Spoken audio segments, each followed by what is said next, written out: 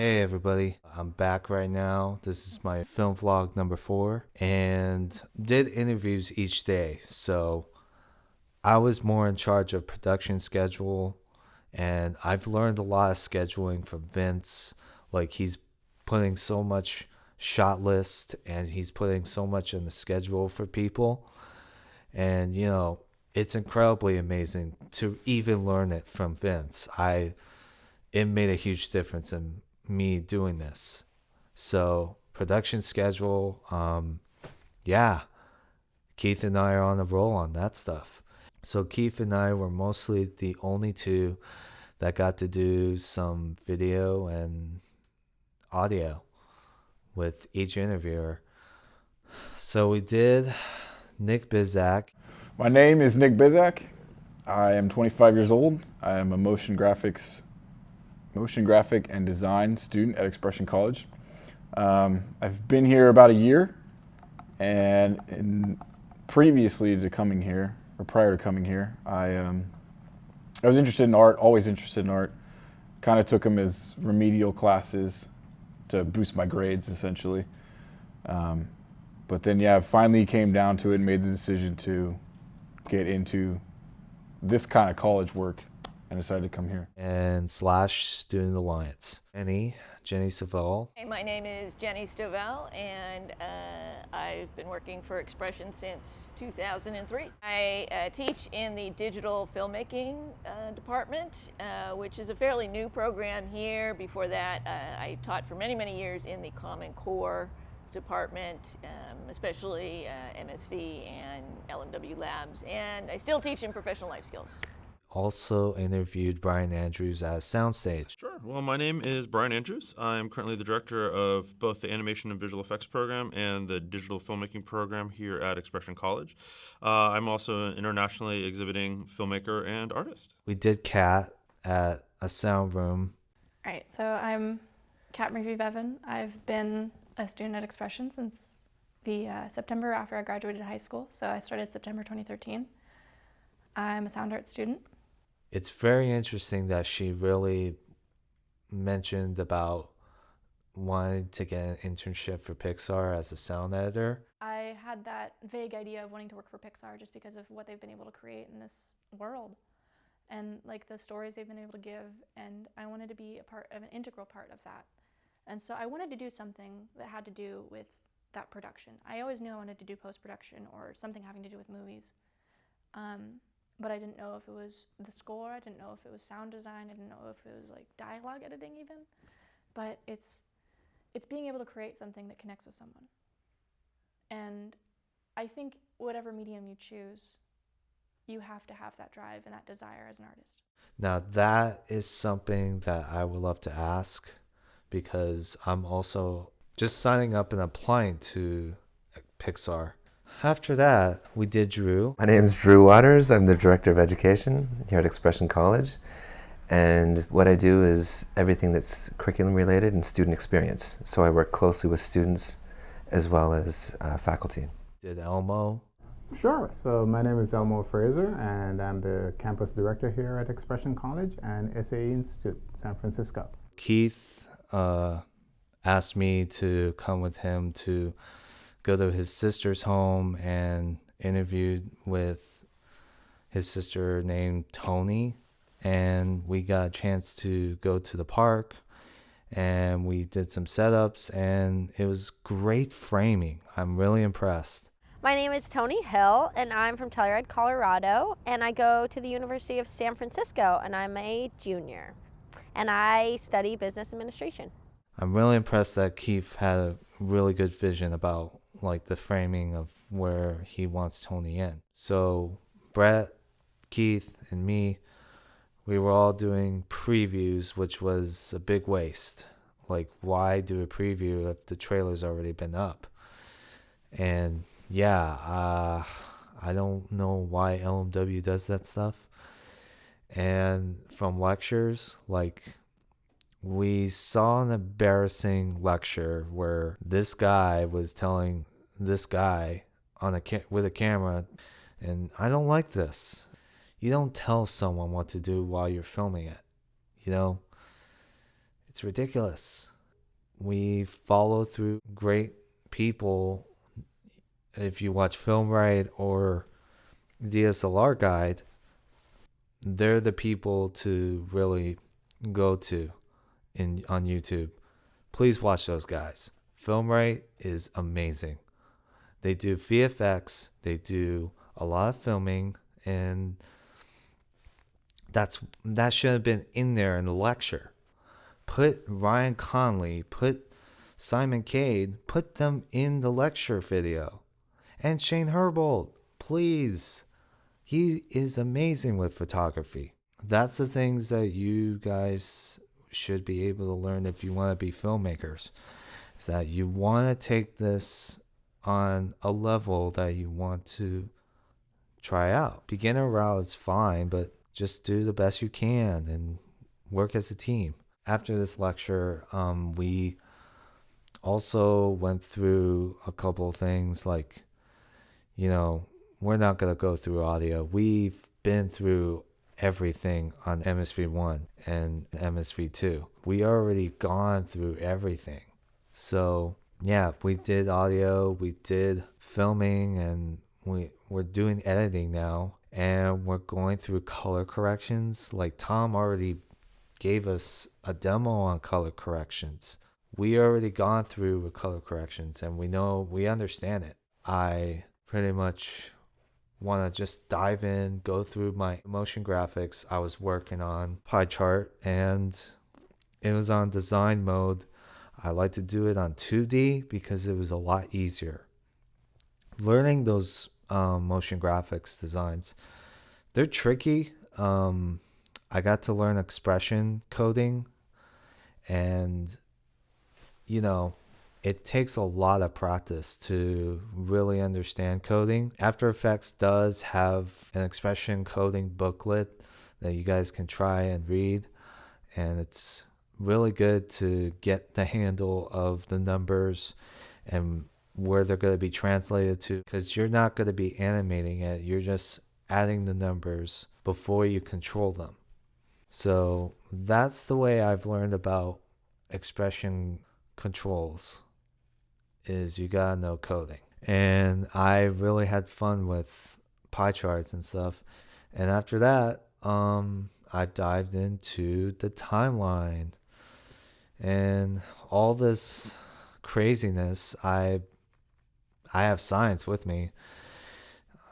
Science was only on a Thursday mornings, and that's not how I enjoyed my life doing it, because I have LMW with me. And, I try my best to work hard. We also gone through the roughs, and we showed our rough pieces and our animations with it, and we were all good. And then after that, I was really sidetracked with the timeline for a week. It was not a good experience. Like, if you're not refreshed, you have to do it all over again. That's what I don't like about working on things that are so messed up. So with timelines, I have to make a refresher and figure out those points where they have to move at the same direction. And, so basically, for expression keys, they have to move across both the years, the labels, and the timeline of the years and the months, the ticks, and they all have to move in the same direction.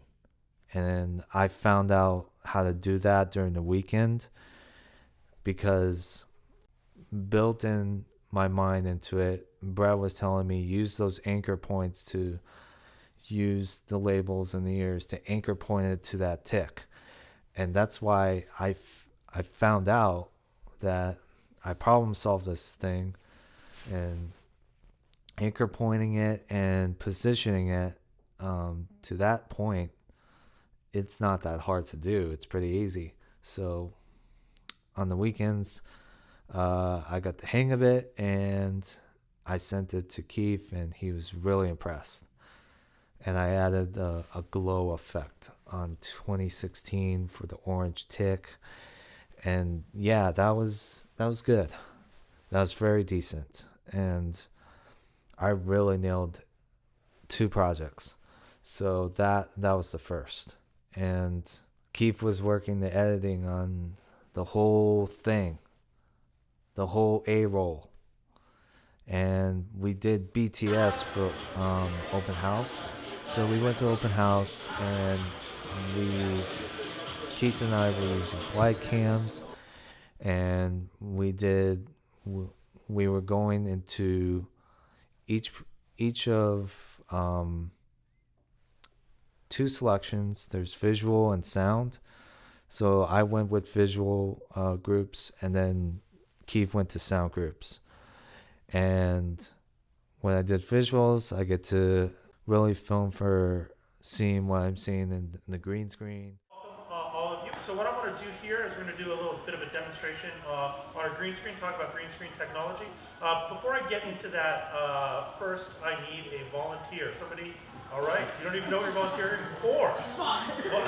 So what's your name? Hannah. Hannah? Do you have the magical ability to shoot fireballs?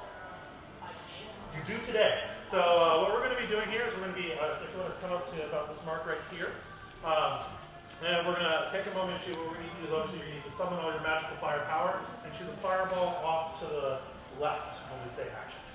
Okay? Let me know. And action. All right. Thank you very much. The animation, motion capture. Her up from that direction. So what happens is that as she moves around, we capture this data, and this data then gets translated into information that we reconstruct. The 2 little eyes, this little inside guy, this is our solver character. The markers and solving setup are the green and yellow dots, and those, like I say, correspond to the white knob dots that are attached to her suit. And the sound stage of seeing digital films. And then we'll actually talk about the digital filmmaking program here at Expression College. So you can see here on the soundstage we have a simple set that's up. Here it's kind of a little bit more of a graphic backdrop, but we can build out all kinds of other sets. You see we've got window units, door units. You can build all kinds of interior spaces, or even light it to look like you're outside. Totally workable on a soundstage. And we just have a sort of a simple camera setup here. And what we're going to demonstrate is sort of the classic mode of lighting, which is known as 3-point lighting, which is the most standard way of lighting a subject. So if we look at our beautiful model Spencer here, we can see that our team here has set up some nice lighting on the background for him. And this is made of 3 lights: a key light, a fill light, and what's known as a backlight or a rim light. So let's start by actually turning off all the lights but the key light.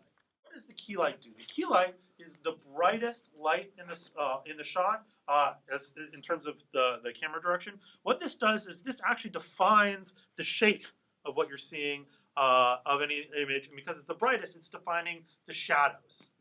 So if we look, the key light in this case, without any other light, is pretty aggressive, right? The camera or screen right side of his face is particularly dark.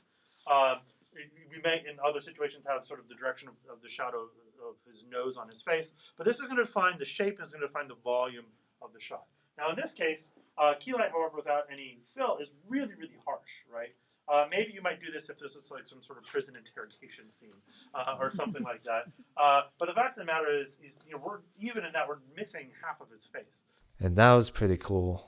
And Keith did sound. He was recording film for sound and seeing all the band members and seeing all sound artists. And it was really interesting. I really liked how he really pushed hard on it, like on panning and on dolling. Wow, I gotta try that. But yeah, it was something that I need to work on too. When I did the BTS for Marlowe, everything was shaken up because it was all handheld. And yeah, should have brought my glide cam in the first place, but it's okay. I was really impressed with Keith because he actually added project archives of Anchor Winston and Gary Platt. That was awesome. Dude, you nailed it. It's like that's part of what the documentary is about, with Spencer saying it. And we also filmed with Spencer Nielsen. My name is Spencer Nilsson, and I am a composer and a producer, but I own a video production company and animation company as well. And I enjoy all types of production, media production, whether it's sound or visual or animation or film.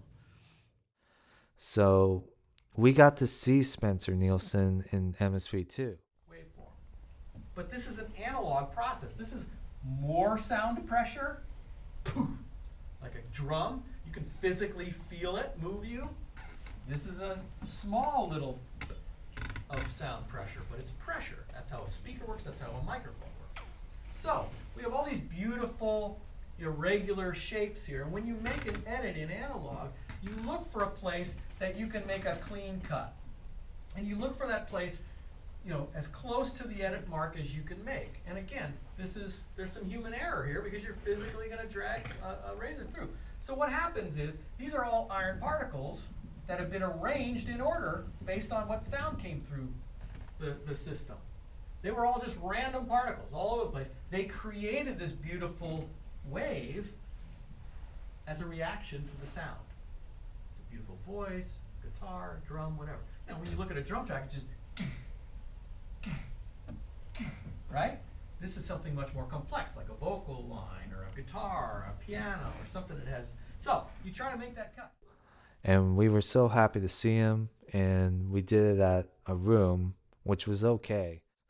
And he did like shots of articles. At the final screening, we finally put our final projects in. I was so happy that he really nailed the final piece.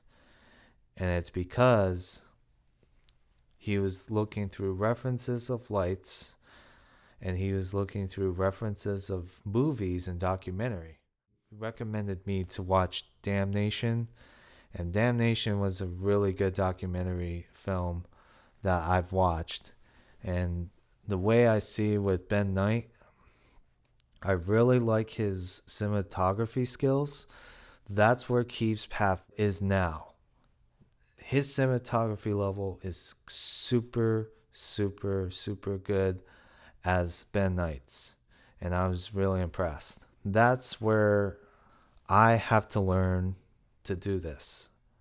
In whatever filming or in production I have to do, I have to learn something where in the lines where panning and dolling and all angle shots are coming from. And that takes skills. Then in the final, we stopped and we relaxed, and I did my gravity animations on Maya.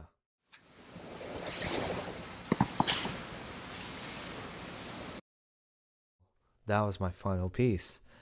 I was so glad science has given us an opportunity to do what we want to do for sound, for animation, for games. That's what just every GE should do, okay? If it's a digital media school, please, general education to all general education, okay? Dear teachers of all general education, please add the majors of what we want to do for a project. Because when I did a project for Newton's Law, I did a project for apples coming from a machine. So that's pretty much my project, and everyone liked it. So yeah, I had some pretty decent skills from 2 years, and that's where I want to continue on Maya. So, yep, and that's it for Film Vlog 4. Thank you. We'll see you guys on the next vlog, and we'll go through my work in animation since I'm all done with Common Core Film Schools in MSV and LMW. Thank you for watching.